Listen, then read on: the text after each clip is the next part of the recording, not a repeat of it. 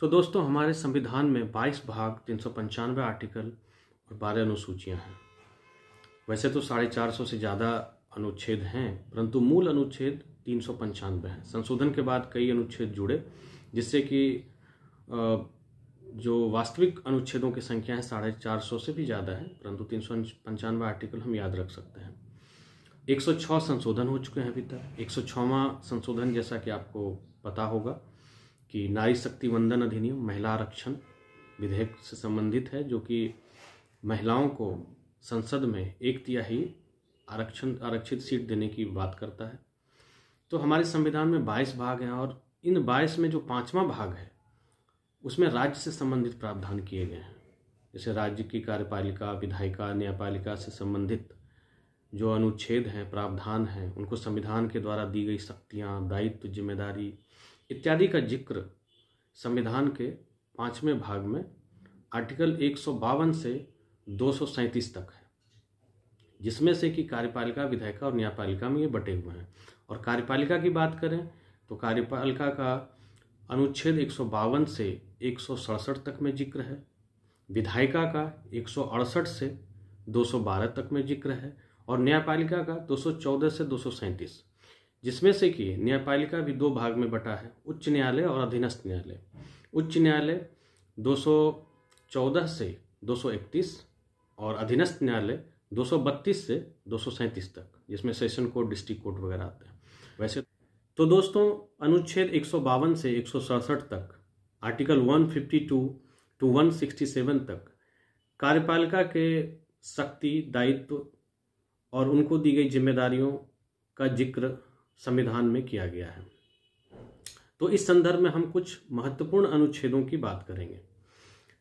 जैसे कि 153 में 153 आर्टिकल में यह प्रावधान किया गया है कि प्रत्येक राज्य के लिए एक राज्यपाल होगा।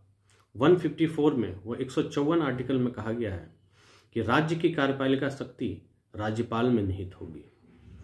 इसी प्रकार 155 अनुच्छेद में यह कहा गया है कि राज्यपाल की नियुक्ति राष्ट्रपति के द्वारा होगी।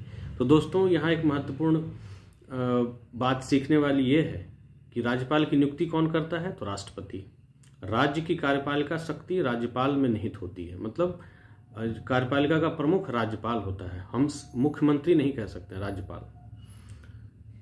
तो 155 में हम लोगों ने देखा कि राज्यपाल की नियुक्ति राष्ट्रपति के द्वारा होती है। 159 में 159 में यह कहा गया है कि राज्यपाल को शपथ उच्च न्यायालय के मुख्य न्यायाधीश दिलाते हैं। तो यह सवाल भी हम लोग यहाँ से सीख सकते हैं कि राज्यपाल को शपथ कौन दिलाता है, तो हाई कोर्ट के जो चीफ जस्टिस होते हैं, मुख्य न्यायाधीश, वो दिलाते हैं। 161 में कहा गया है कि राज्यपाल को दंड के निलंबन का अधिकार है। जैसे कई मामलों में दंड को, सजा को कम करना या उसके निलंबन संबंधी अधिकार राज्यपाल को दिए गए हैं, परंतु हमें यह ध्यान रखना होगा कि उन्हें मृत्यु दंड या सेना के कोर्ट द्वारा जो फैसले सुनाए जाते हैं, जैसे कोर्ट मार्शल वगैरह, उनको कम करने की शक्ति नहीं है। इस मामले में यह शक्ति राष्ट्रपति के पास जरूर है। मृत्यु दंड को भी राष्ट्रपति माफ कर सकता है और सेना के कोर्ट द्वारा सुनाए गए फैसले को भी माफ कर सकता है, जिसे कोर्ट मार्शल कहते हैं। यह अनुच्छेद 72 में यह प्रावधान है कि राष्ट्रपति के द्वारा मृत्यु दंड की सजा की माफी, परंतु राज्यपाल के पास मृत्यु दंड और कोर्ट मार्शल से संबंधित अधिकार नहीं है, उनको माफ करने संबंधी अधिकार। तो राज्यपाल अन्य जो दंड दिए जाते हैं उनके निलंबन, उनको कम करने के संबंधी अधिकार राज्यपाल के पास हैं। यह अनुच्छेद 161 में इसका जिक्र है। 163 में यह कहा गया है कि राज्यपाल के दायित्वों के निर्वहन हेतु एक मंत्री परिषद होगा, जिसका मुख्यमंत्री होगा, जिसका चीफ मुख्यमंत्री होगा।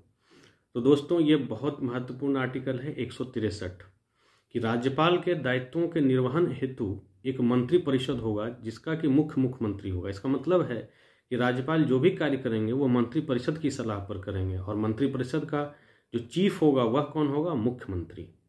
उसी प्रकार 164 में है कि मुख्यमंत्री की नियुक्ति राज्यपाल के द्वारा की जाएगी। तो ये बहुत ही महत्वपूर्ण आर्टिकल है कि मुख्यमंत्री की नियुक्ति कौन करेगा, तो राज्यपाल, और अन्य मंत्रियों की भी नियुक्ति राज्यपाल करेगा, लेकिन मुख्यमंत्री की सलाह पर। तो दोस्तों, 163 में कहा गया कि राज्यपाल के दायित्वों के निर्वहन के लिए एक मंत्री परिषद होगा, जिसका कि मुख्यमंत्री होगा। और 164 में कहा गया कि मुख्यमंत्री की नियुक्ति कौन करेगा, तो राज्यपाल।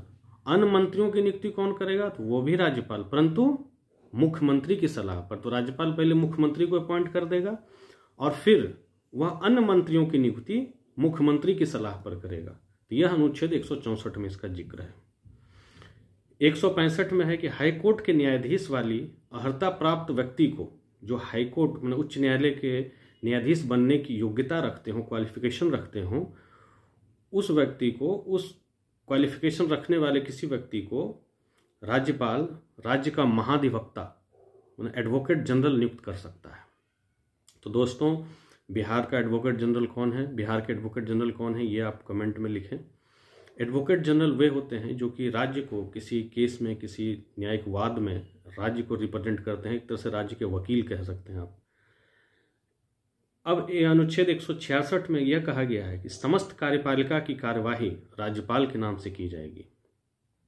और 167 में कहा गया है, यह भी 167 एक महत्वपूर्ण प्रावधान है कि इसमें मुख्यमंत्री की जिम्मेदारी, उनके दायित्व की बात की गई है कि मुख्यमंत्री की यह जिम्मेवारी है, उनका यह दायित्व है कि राज्यपाल को राज्य के शासन प्रशासन और विधि संबंधी विधायी जानकारी मुहैया कराएं। यह या तो राज्यपाल के आदेश पर हो सकता है या ऐसे भी मुख्यमंत्री का यह दायित्व बनता है कि वह राज्यपाल को राज्य के शासन प्रशासन और विधानसभा में जो बिल पास हो रहे हैं या पास हो चुके या होने वाले हैं उसके संबंधित जानकारी राज्यपाल को समय समय पर मुहैया कराएं।